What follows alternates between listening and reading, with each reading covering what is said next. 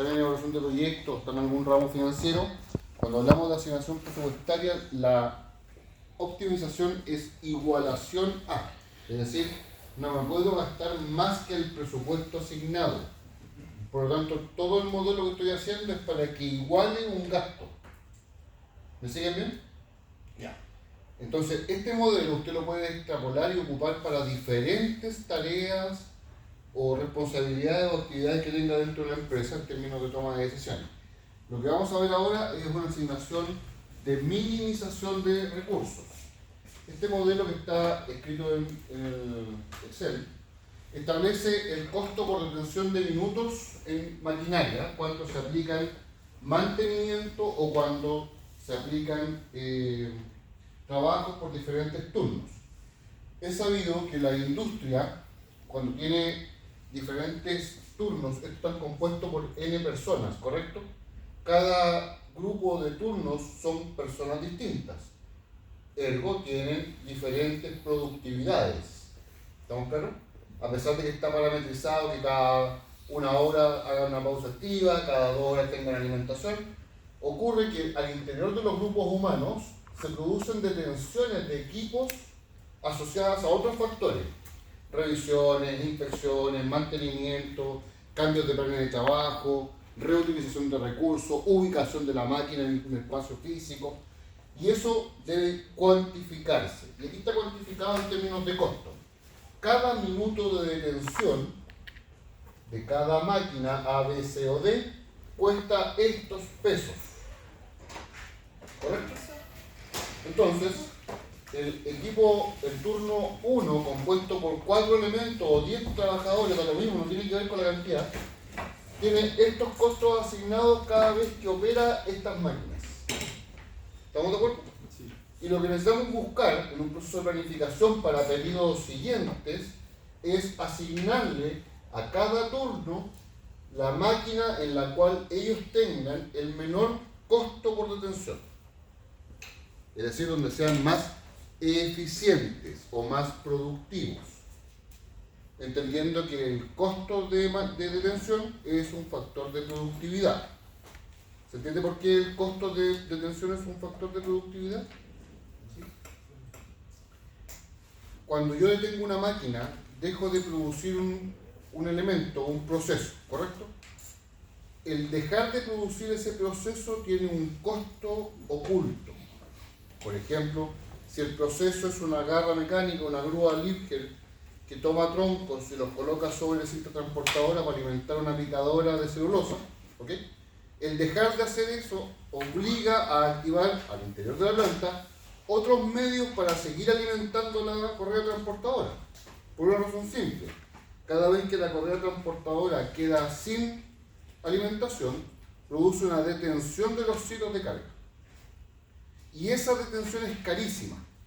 Entonces, ¿qué es lo que hago? Como cuesta bien la detención, y a eso tengo que sumarle el extra costo de poner una máquina adicional o un modelo adicional o un proceso adicional, tengo que sumar los dos y eso hace que el costo de tener esta máquina, por las razones que sea, equivale a ese monto.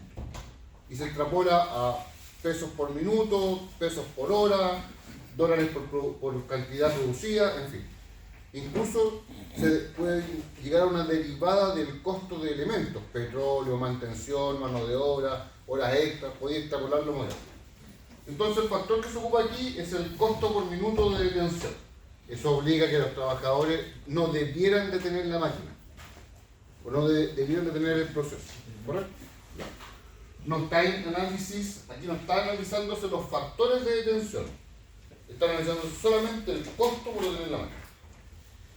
¿Qué es lo que dice el modelo húngaro? Dice ya hay choritos para todos, ¿cierto? El último que llegue ahora paga café. Para todos, sí, con 3, 6, 9, 12, 15, 16 cafés. Somos unos lecheros afuera y llega tarde para eso. No sé, ahí ustedes ven que y no hacen pagar. ¿Ya? Como los tejos. Sería buena, ¿eh? Sí, estamos todos motivados por participar. ¿Ya? Entonces, ¿qué es lo que ocurre aquí? Dice, el modelo húngaro dice primero, una vez que tenga los datos esos son los datos matriciales, son los mismos que estaban en el otro lado. Primero, detecte los menores por fila. Ahí están detectados los menores por fila. Están pintados en rojo. ¿Correcto? Sí. ¿Me siguen la idea? Chicos, si voy a mostrar, que ahora necesito que comprendan. Ya. No sea, con Acom pasarle el Excel para que usted lo tenga guardado, tiene que entender el modelo, para que lo pueda hacer a mano después y lo pueda interpretar. Una vez que detecté los menores, que están indicados con rojo, lo que hago en el paso 1, porque el paso previo a la detección, es aplicar la resta a todas las filas de cada valor menor. Si yo voy al Excel, aquí está indexado. ¿Se da cuenta? Entonces está indexado la detección del valor menor, correcto, que va a restar al valor en cuestión. En este caso sería 132 menos 123. Si yo, como tengo fijado el 123, cada vez que me mueva las filas hacia el lado, va a ir restando el valor nominal de la fila o de la celda menos el que está fijo. No lo vaya a poner al revés porque si no le dan números negativos. Y si le dan números negativos, el modelo se cae al piso. ¿Correcto? Dice, por favor, ordénelo de esa manera. De hecho, establece en la literatura que no se ocupan valores absolutos, sino que los valores totales. Es decir, si te da negativo, está mal hecho. Una vez que tenemos las restas en nuestro primer cuadro resultante, nos damos cuenta que ya aparecieron algunos valores mínimos. No hay valor menos que el 0, por eso que los negativos quedan fuera. Como ya aparecieron algunos, ¿se dan cuenta? Uno podría aquí, en esta instancia, tomar la decisión de contar cuántas uniones de vértices tengo. Y para ello tengo que asociarla a la cantidad de filas y columnas que tengo en la matriz. ¿Cuántas filas de columnas tengo? Tengo 4 por 4. Por lo tanto, ¿cuántas intersecciones de vértices debo tener?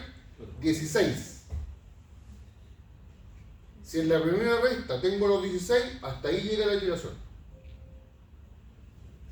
Es decir, si aplicando la primera resta de cada elemento tengo 16 intersecciones con 0 aquí, el modelo llega hasta ahí y se produce la asignación. ¿Correcto? ¿Cómo contamos las intersecciones? Taljando, ¿cierto?, las filas y columnas que tengan ceros.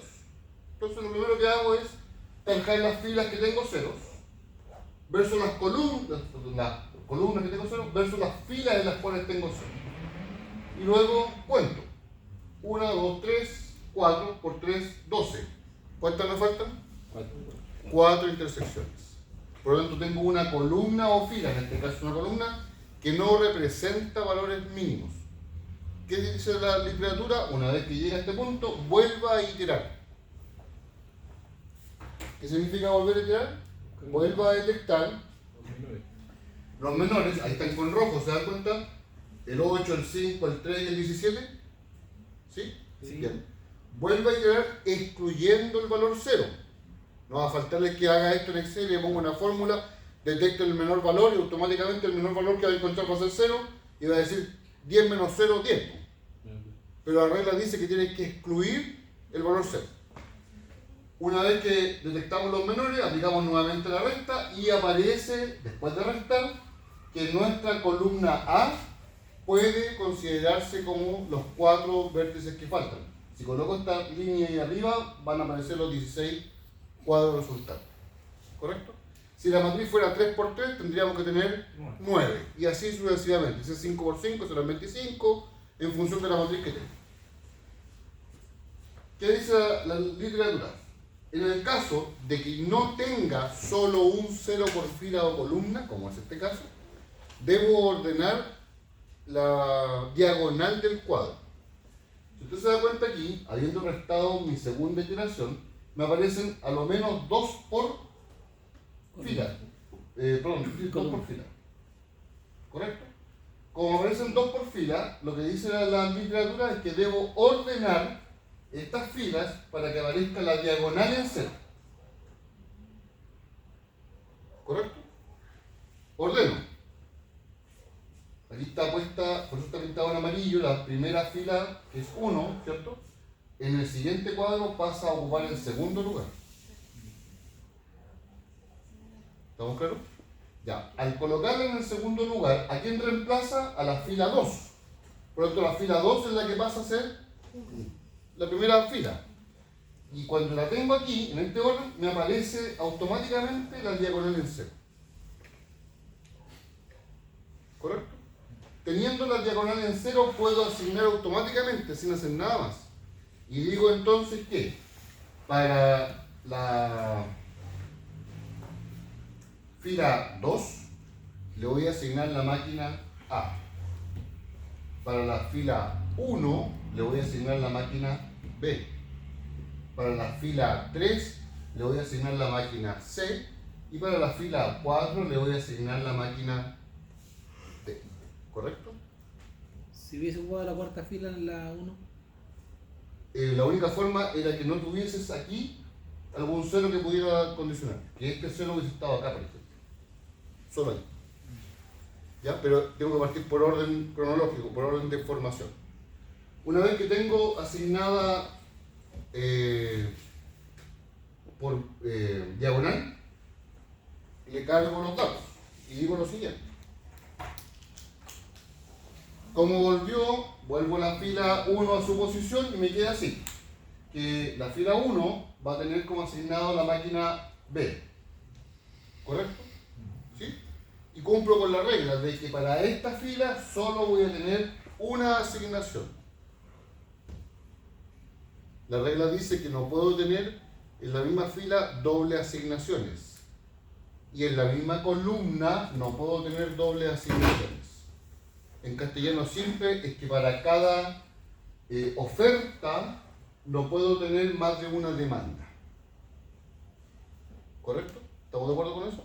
Listo. Yo no entendí cómo es eso uno. Reemplacé los ceros. En el paso anterior, aquí, ya. Hasta aquí llegué con la primera iteración, ¿cierto? Listo. Como no tengo 16 uniones de vértices, porque esta matriz es de 4×4, tengo que tener 16 cruces. Tengo que volver a iterar. Ya. Vuelvo a iterar y aparece entonces mi columna que le faltaba. Ahí completé los 16. ¿Qué es lo que hago ahora? Es tomar las filas y ordenarlas de tal posición de que me dé un 0 en la vertical. ¿Qué fue lo que hice ahora? Al ordenarla automáticamente, ese 0 queda asignado, se produce la asignación de esta fila a esta máquina, esta fila a esta máquina, esta a esta y esta a esta. ¿Correcto? Ya. ¿Y qué es lo que hago después? Reemplazar estos ceros por unos. Podría haber puesto X en vez de 1, pero 1. Pero tiene una razón matemática. Cuando lo logro reemplazar los ceros por 1, digo, entonces, asignar a esta posición esta máquina me cuesta tantos pesos. ¿Cómo sé cuántos pesos? Porque en mi matriz original, esta celda tenía un valor. Bien, ¿cuánto era? 132. No sé. 123. ¿Se dan cuenta? Tenía un valor de 123. Por lo tanto, ¿cuánto me cuesta asignar la máquina B al lugar 1? 123. ¿Correcto? Una vez que la reemplazamos los 1, lo que hacemos es buscar los valores que corresponden a la asignación para saber mi resultado final. Recuerda que estoy optimizando. Entonces tengo que llevar esto a plata o a tiempo o a lo que fuera como factor contable. Digo entonces que para asignar a la máquina B al lugar 1 me cuesta 123. Para asignar la máquina A al lugar 2 me cuesta 165, 108 para la siguiente y 166. Si usted mira esto y lo compara con el cuadro original,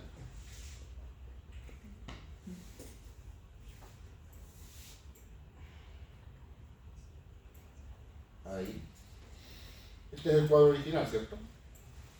No son los menores valores. ¿Correcto? O sea, si yo hubiese visto eso, hubiese dicho, para la primera fila asigno 123, perfecto. Para la segunda asigno el B, ¿cierto? Para la tercera podría asignar el B de nuevo, o el C, que es 108. Podría haberlo hecho, ¿cierto? Ya. Pero cuando tengo 10 datos o 10 filas por 10 columnas, es imposible visualizar ese número así a simple vista. Por eso tengo que hacerlo metodológicamente. ¿Qué es lo que hace la asignación? Vuelvo al cuadro resultante. Me dice, ok, como tenemos que buscar cuánto me cuesta asignar las máquinas, tengo que multiplicar cada asignación por el valor que corresponde. ¿Estamos de acuerdo? Cada asignación por el valor que corresponde. Este es el valor que corresponde y esta es la asignación. Por lo tanto, ahora tengo que determinar cuánto me cuesta el modelo completo. Y el modelo completo cuesta la suma producto. ¿Cierto? Que en este caso es sumar todos los elementos que están indicados aquí, porque al multiplicar esto por eso me va a dar ese valor. Al multiplicar 0 por el valor siguiente me da 0. ¿Correcto? Listo. Por lo tanto, aquí tengo una asignación, una sola, y en el horizontal también tengo una, cumplo con las restricciones básicas. ¿Cuánto me costó el modelo? 562. Profe, ¿y cómo sé yo si está bueno? Ahora aplicamos tecnología. Ese es el modelo a mano. ¿Correcto? La cantidad de iteraciones depende exclusivamente de la cantidad de intersecciones que tengas.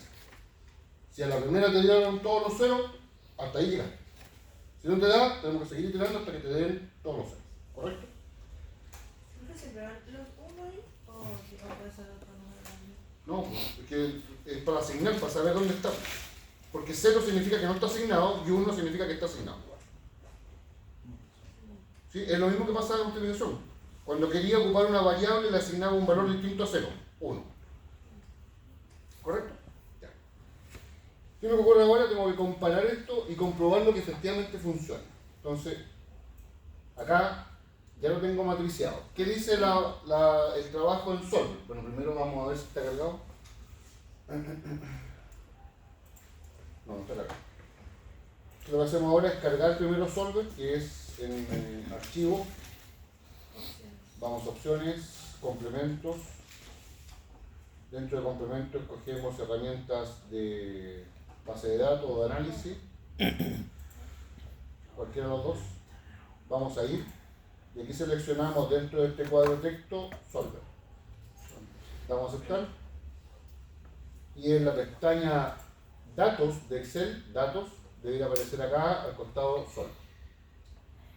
Como herramienta adicional. Todos los Excel que están licenciados deben tener la posibilidad de cargar complementos. Entonces ahora aplicamos Solver. ¿Qué dice Solver? Dice, primero determine una función objetivo. En este caso la función objetivo está definida como la suma producto entre ¿qué? Entre la matriz básica y la matriz de asignación. Me explico, antes de llegar al punto Solver. Esta matriz básica es la que con la que trabajamos los números, ¿correcto? Y esta es la matriz de asignación. Aquí es donde yo voy a indicar qué voy a asignar a qué cosa. Como está en 0, mi fórmula objetivo es la suma producto de los dos valores. Entonces, tomamos el valor total y lo multiplicamos por los 0, me va a dar 0. ¿Correcto? Porque no tengo asignaciones. En cambio, cuando asigne el sistema me va a entregar 1 donde corresponde y va a multiplicar los valores de arriba por los 1 de acá y los va a sumar y me va a entregar un número total acá. Que en teoría debiera ser igual al que calculamos a mano. ¿Ok? Segundo paso, debo a esta matriz de asignación, esta que está aquí, debo asignarle las restricciones. ¿Cuáles son las restricciones? Que la meta de asignación en los turnos, ¿cierto? Esto es una sumatoria de esa fila, debe ser igual a la meta. Es decir, no puedo tener dos turnos o un turno asignado a dos máquinas. A lo menos siempre debo tener unos, ¿correcto? Tanto en la columna de los turnos como en la asignación de las máquinas. Esa es la restricción que tiene ahí. Cada una de estas sumas que dice totales está sumando los valores internos. Por lo tanto, si yo modifico los valores internos me va a dar un número, 2, 1 o 3. ¿Estamos claros? Y lo que estoy buscando es que sea igual a la meta. ¿Estamos de acuerdo hasta ahí? ¿Como restricción? Listo. Vamos entonces a Solver. Solver dice, ok, muéstrame la función objetivo. Ahí está indicada la función objetivo. La vamos a volver a cargar para que ¿Estamos de acuerdo? Después me dice, ¿qué quiero hacer? En este caso, como quiero minimizar los costos de trasladar máquinas de turno por los días, ¿cierto? Oprimo donde dice minimización. Luego me dice, ¿cuáles son las variables de cambio? Es decir, ¿dónde quiero producir el cambio matemático o operacional para que logre el efecto de la función objetivo? Quiero que se aplique en este rango de datos. Luego me dice, aparecen las restricciones, las voy a eliminar todas para que las carguemos de nuevo, de una. Ahí. Me dice, ok, ¿cuáles son las restricciones? La primera restricción es que necesito que esta columna que está aquí sea igual a esta columna que está acá. ¿Correcto? Agrego. Después, segunda restricción, necesito que esta fila que está aquí sea igual a la meta propuesta. Y finalmente, requiero que estos campos que están aquí, puedo colocar como resultado mayor o igual mayor a 0, por lo tanto, automáticamente me puede entregar un número distinto a 0, que puede ser 1 u otro, pero para asegurarme que me entregue ceros o 1, voy y le digo que esos campos quiero que los cambie a binario. ¿Qué significa binario? Que los resultados posibles son ceros o unos. ¿Estamos de acuerdo? Listo. Le doy a aceptar y me muestra entonces la función objetivo, lo que estoy buscando optimizar, en este caso minimización de valores, las restricciones y dónde voy a hacer los cambios. Voy acá en el modelo que quiero seguir y tengo que saber qué modelo voy a aplicar de solución o de iteración. Si es la fórmula tiene alguna exponente, tengo que ocupar GR no lineal. Como mi fórmula es una suma de productos, es el modelo simplex. ¿Estamos de acuerdo hasta ahí? ¿Sí? ¿En la optimización se acuerdan de esa diferencia? Ya. Y ocupamos entonces el modelo simplex. Y le damos resolver. El sistema se demora un pestañazo y me dice que si hay un resultado posible, si no me aparece ningún símbolo en rojo o alguna advertencia, le digo aceptar y me muestra la asignación. Y me dice que el costo mínimo para esta asignación es de 562 y este es el cuadro de asignaciones. Entonces, una vez que obtuve el resultado, digo yo, oye, ¿y cómo me fue con el manual? Voy al manual y me dio exactamente el mismo valor. ¿Correcto? El cuadro de asignación hay que lo pone automático. ¿Cuál? El cuadro de asignación. ¿Este? Montessori el cuadro. Sí. Ah, ya, porque ya. Aquí efectúan los cambios. Sí, porque abajo hace ya. ¿Correcto? Porque la fórmula matemática está sumando los valores base. Por eso se mete la matriz en el resumen. Así es. La matriz que tú quieres cambiar. ¿Ya? ¿Estamos? ¿Listo? Entonces, ¿para qué nos sirve el modelo húngaro? Para asignar en funciones de minimización de costos, tiempo, recursos, o para maximizar resultados. Por ejemplo, si yo le cambio al solver y le digo, oiga, en realidad estos valores que están aquí son las ventas que hace o la producción que hace cada máquina. En vez de los costos de la producción, ¿correcto? Si es producción, ¿qué me interesa? ¿Que se minimice o se maximice? Maximice. Ok, entonces voy acá y le digo, oye, ¿y si cambiamos la función y le digo que maximice? ¿Por qué? Porque el dato, en vez de ser costo, es producción. Por lo tanto, ¿dónde está el problema del ejercicio? En la interpretación de lo que leas. Si al leer usted decide que es costo y debe minimizar, la opción es minimizar. Pero si al leer usted define que es productivo, no puede minimizar la producción. Tiene que aumentarla o eficientarla. Si yo le digo ahora maximiza, con las mismas restricciones, porque no puedo hacer que la máquina trabaje 2 turnos, ¿cierto? ¿Estamos claros que tiene una sola asignación? ¿Me cambia? Claro que me cambia. Mira. Entonces, para maximizar la producción, me cambia la asignación. ¿Se comprende? ¿Está claro dónde está el grado de dificultad, no? No en el solver, en la interpretación del caso. ¿Sí? El modelo es el mismo. ¿Capichi? ¿Dudas? Entonces ahora que está claro, hagan esto. O por la maximización a mano en el modelo húngaro En vez de restar, se suma. Y exactamente. se busca el mayor. Exactamente. En vez de restar o buscar el menor valor, buscas el mayor valor. Pero se resta igual. ¿Ah? Se resta igual. No, se suma. El mayor valor es la matriz. Sí. Y después Pero ahí en no la, varía la cero. matriz resultante se busca el mayor. Así es. La que resulta de la multiplicación de la asignación versus los valores. Recuerda que esta que está acá, Pero ahí no daría cero, profesor. por eso va a buscar el mayor valor. El mayor valor va a ser el asignado, no el cero. No, Ya. pero profe, por eso, en la parte arriba. Ya nosotros partimos con la primera matriz. Aquí, Ya. ya, en vez de marcar el menor, El mayor. marcamos el mayor y lo sumamos al resto. Eso. Ya se la pregunta. Después el mayor y lo sumamos al resto. Entonces voy a tener mayores distintos. En el más mayor, o en el valor más alto asigno. ¿Se entiende eso? Y ese tiene que cumplir después con la diagonal. Después la misma diagonal. En vez de cero van a estar los mayores valores. Ya. Entonces, la gracia es que ustedes ocupen la herramienta tecnológica. Esta pega manual no se hace en ninguna empresa, en ninguna parte. Así que Lo hace Solver. ¿Dónde está la clave? En qué le estoy pidiendo a Solver que haga. ¿Correcto? Ya. Esta matriz se ocupa casi en el 90% de los casos para minimizar tiempo y costos. ¿Por qué? Porque hacer el cuadro de distribución de turno a mano es tremendamente complejo, dado que hay muchos vectores que afectan esa decisión. Cantidad de hombres, experiencia de los trabajadores, rendimiento individual, que no puedo considerarlo, no es percepcional, porque tengo que llevar una cuantificación valórica. Entonces, ¿cuánto me cuesta el turno 1? 10. ¿Cuánto me cuesta el turno 2? 15. ¿A cuál asigno? Si la propuesta es bajar los costos, al de 10.